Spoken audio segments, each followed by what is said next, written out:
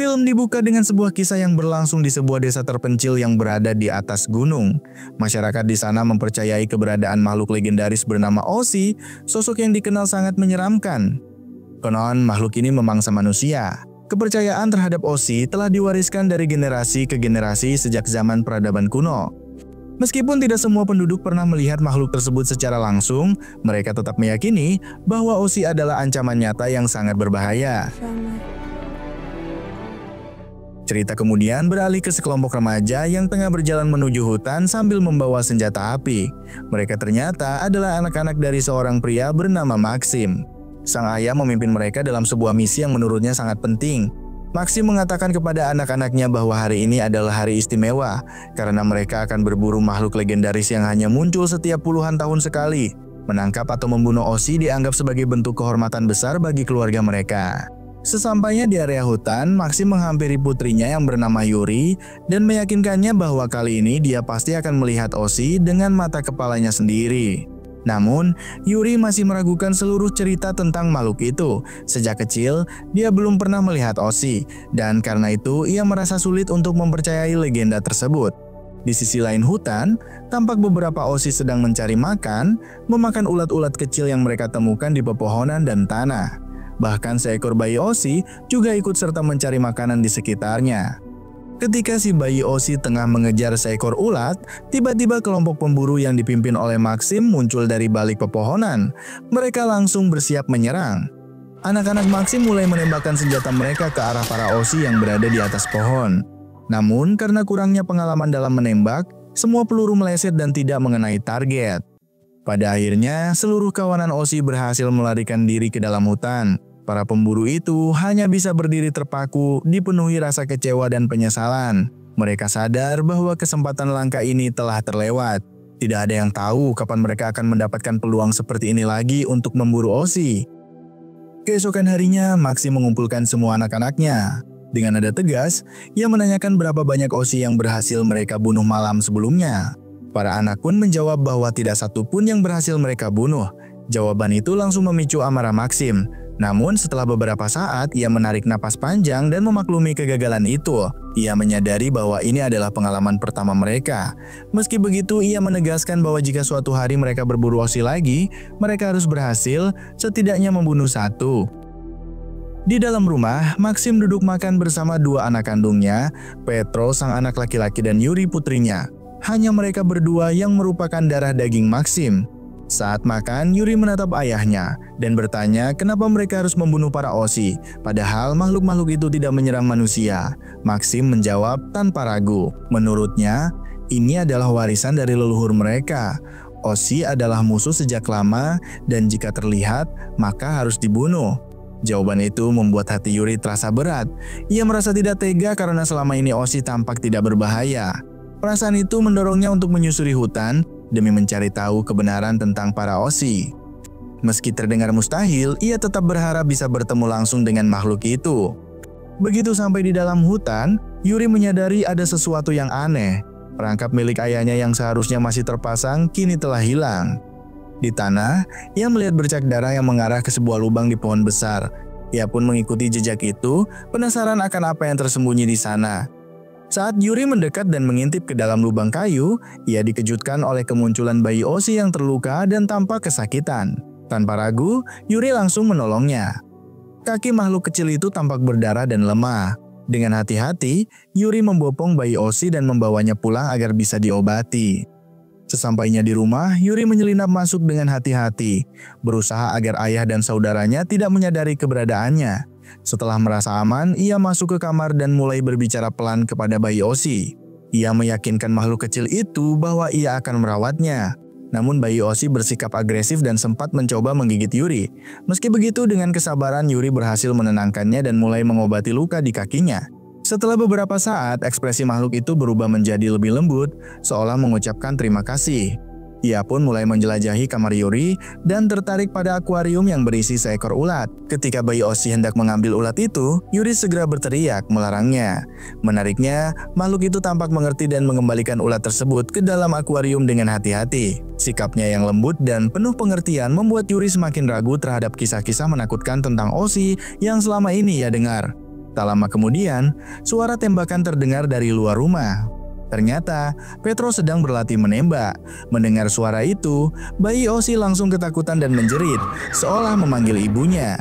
Teriakan itu pun didengar oleh Petro yang curiga dan segera menuju kamar Yuri. Menyadari seseorang mendekat, Yuri langsung bersiap kabur. Saat ia hendak memanjat keluar lewat jendela, Petro muncul dan kaget melihat bayi Osi berada di pundaknya. Yuri pun memohon agar kakaknya tidak memberitahu siapapun. Ia berjanji akan mengembalikan bayi Osi kepada ibunya dan langsung pulang setelah itu. Tanpa banyak bicara, Petro hanya bisa diam masih diliputi ketakutan terhadap Osi. Keesokan paginya, terlihat seorang wanita tengah menggembala domba di pegunungan. Saat hendak membawa pulang ternaknya, ia dikejutkan oleh suara-suara dari kejauhan yang tampak berasal dari kawanan Osi. Ia terperangah dan langsung waspada. Di sisi lain, Maxim sedang sarapan bersama Petro. Ia mulai curiga karena Yuri belum juga turun. Hal itu sangat tidak biasa. Petro tetap bungkam meski ia tahu adiknya telah pergi. Maxim pun memutuskan memeriksa kamar Yuri. Saat ia membuka pintu, kamar itu kosong. Yuri menghilang. Perasaan panik segera menyelimuti dirinya. Di bawah lantai kamar, ia menemukan helai bulu yang sangat dikenalnya. Bulu itu adalah milik Osi. Dengan emosi memuncak, Maxim langsung menyimpulkan bahwa putrinya telah diculik. Ia pun mengumpulkan semua anak-anaknya dan mengobarkan semangat mereka. Dengan nada penuh hasutan, ia menyatakan bahwa para Osi harus ditemukan dan dimusnahkan. Semua anak pun bersiap kembali masuk ke dalam hutan. Di tempat lain, Yuri tampak tiba di sebuah supermarket yang belum pernah ia kunjungi sebelumnya. Ia tampak kebingungan sekaligus kagum melihat beragam makanan yang tersusun rapi di sana. Tak tahan dengan rasa lapar, ia pun mulai mencicipi beberapa makanan. Ia juga menyelipkan beberapa barang ke dalam tasnya sebagai bekal di perjalanan. Tanpa ia sadari, bayi Osi yang ia sembunyikan di dalam tas ikut tertarik. Ia mencoba mengambil sebutir telur yang merupakan makanan kesukaannya. Namun, aksi itu justru menarik perhatian seorang pengunjung lain yang melihatnya. Dan langsung panik. Yuri buru-buru membawa Osi kecil itu menjauh dan bersembunyi di lorong belakang. Namun situasi jadi tak terkendali ketika pemilik toko datang sambil membawa senjata. Melihat ancaman itu, bayi Osi merasa terpojok dan langsung menggigit tangan Yuri. Dengan menahan rasa sakit, Yuri mengambil keputusan cepat. Ia kabur dari toko itu. Di bengkel terdekat, ia menemukan mobil yang sedang diperbaiki. Dan tanpa pikir panjang, ia membajaknya lalu tancap gas meninggalkan lokasi. Dalam perjalanan, kondisi tubuh Yuri mulai melemah. Tangannya membengkak akibat gigitan tadi dan suhu tubuhnya meningkat drastis. Meski begitu, ia berkata pelan kepada Osi kecil bahwa ia tak menyalahkannya. Tanpa sadar, racun dari gigitan Osi mulai menyebar di dalam tubuhnya. Sementara itu, Maxim yang sedang menyusuri jalanan bersama pasukannya melihat sebuah mobil yang diparkir sembarangan. Di sekitar sana, tampak polisi yang tengah menyelidiki kejadian tersebut. Maxim mencurigai bahwa ini pasti ulah Yuri. Ia pun segera memerintahkan anak-anaknya untuk menyisir wilayah sekitarnya, berharap Yuri belum terlalu jauh. Kembali ke Yuri, kondisinya semakin kritis. Dengan sisa tenaga, ia mencoba mengobati dirinya menggunakan metode tradisional dengan cara menempelkan lintah di tangannya untuk menyedot racun. Namun upaya itu sia-sia. Kesadarannya perlahan memudar. Lalu tiba-tiba sesuatu yang aneh terjadi. Yuri mulai bisa memahami bahasa bayi Osi.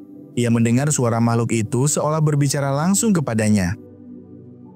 Menjelang malam, seorang perempuan menemukannya pingsan di tengah hutan dan segera menyelamatkannya. Ketika Yuri sadar, perempuan itu memperingatkannya untuk tidak banyak bergerak karena masih dalam masa pemulihan. Setelah fisiknya mulai stabil, Yuri bertanya soal keberadaan bayi Osi. Namun si wanita menjawab bahwa ia hanya menemukan Yuri seorang diri. Yuri memperhatikan wajah wanita itu. Ada sesuatu yang terasa familiar. Ingatannya pun tertuju pada foto tua di kamarnya yang merupakan foto ibunya. Ia lalu bertanya apakah wanita itu bernama Dasha. Si wanita meneteskan air mata. Ternyata benar, dia adalah Dasha. Ibunya yang selama ini dianggap telah meninggal dunia. Yuri masih diliputi kebingungan. Ia pun bertanya, bukankah ibunya sudah tiada seperti yang dikatakan ayahnya? Dasha menjelaskan bahwa kisah sebenarnya jauh berbeda. Ia diusir oleh Maxim karena tidak percaya pada mitos menyesatkan tentang Osi. Sejak itu, ia dilarang kembali ke rumah. Keesokan paginya, saat Yuri terbangun, ia mendengar suara seruling indah yang dimainkan oleh ibunya. Dasya menjelaskan bahwa nada-nada itu adalah cara komunikasi para Osi. Ia telah mempelajari kehidupan Osi selama bertahun-tahun dan bahkan menemukan tempat persembunyian mereka di sebuah gunung terpencil. Yuri pun melihat peta milik ibunya yang menunjukkan lokasi koloni Osi. Tanpa menunda, ia bersiap untuk pergi mencari bayi Osi yang hilang. Ia juga membawa beberapa butir telur pemberian ibunya yang merupakan makanan kesukaan si kecil Osi. Di tempat lain, Maxim bersama kelompoknya akhirnya tiba di rumah Dasya. Ia mendapat kabar dari Petro yang sempat melihat Yuri bersama Dasya pada malam sebelumnya. Tanpa basa-basi, Maxim mendobrak pintu rumah Dasya dan langsung menanyakan keberadaan Yuri. Dasya menjawab dengan tenang bahwa putrinya sudah pergi. Ia juga mencoba membuka mata Maxim, menyatakan bahwa Osi tidak seburuk yang ia percaya. Ia memohon agar Maxim meninggalkan tradisi lama yang hanya menyebarkan kebencian. Para Osi, katanya, juga punya hak untuk hidup. Namun Maxim hanya semakin marah. Baginya, Dasya belum berubah sedikit pun. Ia masih menganggap Osi sebagai makhluk yang harus dibasmi, bukan dilindungi. Di tempat lain, salah satu anak buah Maxim tanpa sengaja menemukan peta milik Dasya yang menunjukkan lokasi persembunyian para Osi. Tanpa membuang waktu, ia langsung bersiap untuk menuju ke tempat itu. Dalam benaknya, mungkin saja Yuri juga berada di sana. Sementara itu, di tengah lebatnya hutan, Yuri terus memanggil-manggil bayi Osi dengan nada lembut yang menyerupai bahasa khas makhluk itu. Namun tak ada jawaban. Yuri mulai merasa cemas dan sedih, mengira bahwa si kecil Osi telah pergi entah kemana. Ia pun terduduk sambil menangis, hatinya dipenuhi kekhawatiran. Namun, suara balasan yang lemah namun jelas terdengar dari atas pohon. Bayi Osi rupanya sedang bersembunyi di sana. Mendengar suara itu, Yuri langsung bangkit dan berlari ke arahnya dengan penuh rasa lega dan gembira. Mereka pun kembali bertemu dan kini Yuri bisa benar-benar memahami apa yang diucapkan oleh bayi itu. Saat malam tiba, Yuri memberikan telur yang ia bawa.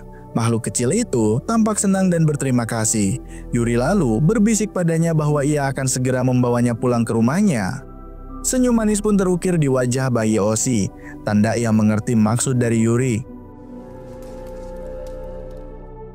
Keesokan paginya, Dasya tak bisa tenang. Ia merasa khawatir akan keselamatan Yuri dan juga nasib para Osi. Ia takut Maxim melakukan hal yang bisa memicu bencana besar. Ia pun memutuskan untuk menyusul ke arah persembunyian para Osi, berharap semuanya belum terlambat. Di sebuah lembah yang dialiri sungai jernih, Yuri dan bayi Osi mulai menelusuri sungai itu, mengikuti arus yang mengarah ke tempat para Osi tinggal. Namun dari kejauhan, rombongan Maxim dan anak-anaknya juga tampak bergerak menuju ke arah yang sama. Tak ingin kehilangan waktu, Yuri membuat sebuah rakit sederhana dan menggunakannya untuk menyusuri sungai lebih cepat.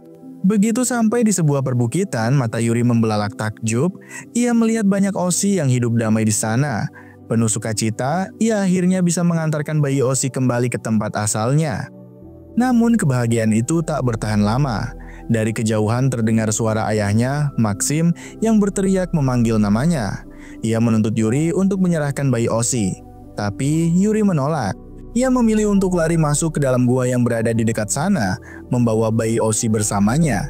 Tak ingin kehilangan anaknya, Maxim ikut mengejar masuk, sementara anak-anaknya diminta menunggu di luar. Di dalam gua yang gelap dan sempit, Yuri bersembunyi sambil mendengar suara langkah kaki ayahnya yang makin mendekat. Namun, nasib berkata lain. Maxim terpeleset dan kakinya terjepit oleh batang kayu besar. Yuri yang melihat itu tak tega. Ia pun segera membantu. Bahkan bayi Osi yang bersamanya turut menolong, menarik-narik batang kayu agar Maxim bisa bebas. Momen itu mengubah segalanya. Maxim terdiam, terharu. Ia tak pernah membayangkan bahwa makhluk yang selama ini dianggap berbahaya justru menolongnya. Air mata pun menetes dari wajah Maxim. Ia merasa bersalah atas semua pembunuhan yang pernah ia lakukan terhadap para Osi di masa lalu. Setelah berhasil membebaskan dirinya, Maxim mengikuti Yuri yang membawanya lebih jauh ke dalam gua. Di ujung lorong, terbukalah pemandangan yang sangat indah. Sebuah dunia tersembunyi di balik kegelapan, tempat para Osi hidup damai bersama alam. Namun ketika Yuri hendak menyerahkan bayi Osi kepada induknya, tiba-tiba terdengar suara letusan senjata. Salah satu anak Maxim melepaskan tembakan yang langsung memicu kepanikan di antara para Osi. Suasana pun berubah drastis. Osi-Osi yang sebelumnya tenang kini tampak marah dan siap menyerang.